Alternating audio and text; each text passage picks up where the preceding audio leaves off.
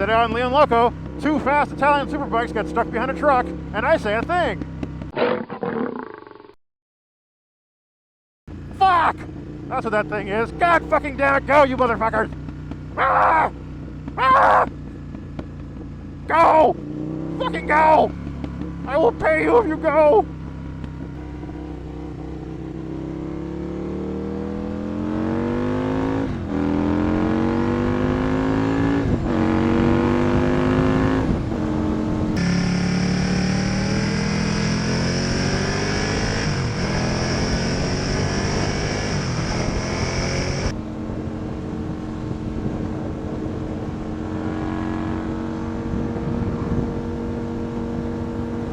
I do love this thing. Tried to actually take my Ducati 916 out today, along with the Panigale. I thought that would make for a pretty neat video, but as is the way of the most reliable Italian bike I own, the fucker wouldn't start. Fuel pump's dead. Whatever. Nice to have lots of bikes in that particular case.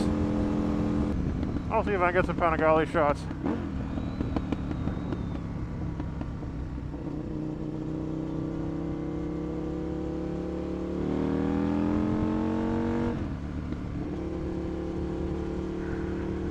Yeah, what a sexy bitch.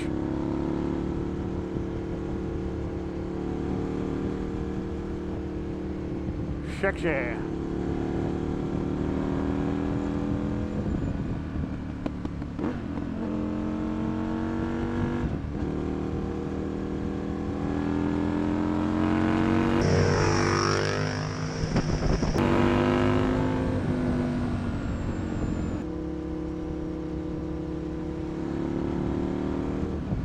If I speed this up, it'll look awesome.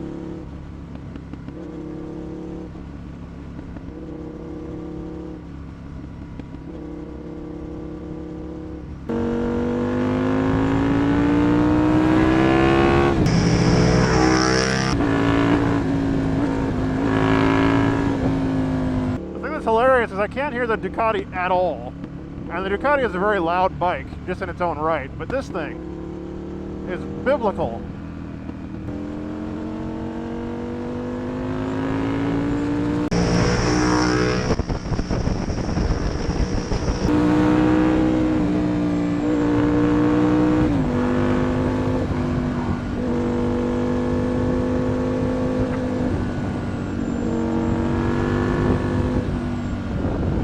Oh, look at it. Look at it. Look! Look at it! The bike, not the rider. Yeah. Yum.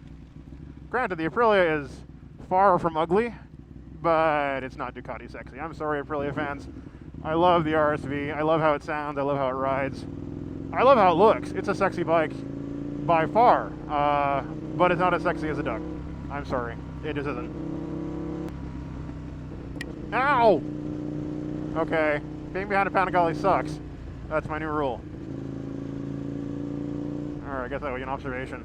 Whatever.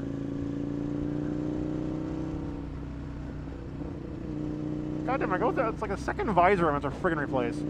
I just got a big rock chip out of my friggin' Icon Ghost helmet, too. Yeah, I know. Whammy. Wah! Oh well.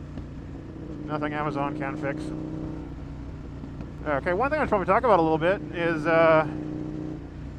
people, you know, often on a lot of the motorblog forums like Armoto and a few other places, they're always asking, you know, what sport bike should I get? You know, what first bike should I get? You know, if I get a leader bike, is it going to kill me? And here's a prime example where I can talk about that. I got my buddy here on my Panigale who is really not comfortable with the bike because it's really fast and really alien. And he's used to, you know, he's used to sport bikes, but usually 600s and smaller stuff, or, you know, older 80s stuff. Where if you had like a Kawasaki 1100, you know, a ZX11, yeah, it had like 100 horsepower and weighed about 600 pounds, so it wasn't really that fast. That bike has 200 horsepower and weighs 370, weighs nothing. So it's intimidating, but he's handling it pretty well because he can keep his you know, hormones in check. He can say, okay, I'm only going to open the loud handle so much. and I'm going to keep all the traction control and all the keep me alive buttons turned on, which is cool. You know, that's one thing I'll say for like the advanced rider aids that are becoming more popular on superbikes. They actually are handy, both in that they let most people enjoy the bike more of the time, plus they make people who are perhaps not experienced with a bike that fast to ride them without much issue. You turn it all off and put it in race mode, well, that's a different fucking story, but don't do that until you're ready. Alright, couple hot dogs in me.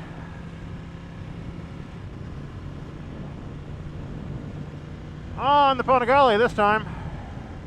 One thing I noticed, the Panigale, after having immediately ridden the Aprilia, is it requires a lot more negative pressure on the inside bar when you're turning, so it wants to go in a lot more than the Aprilia.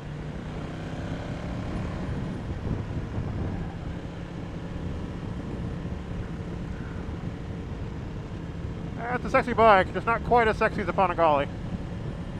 Much longer shifter throw on the Panigale.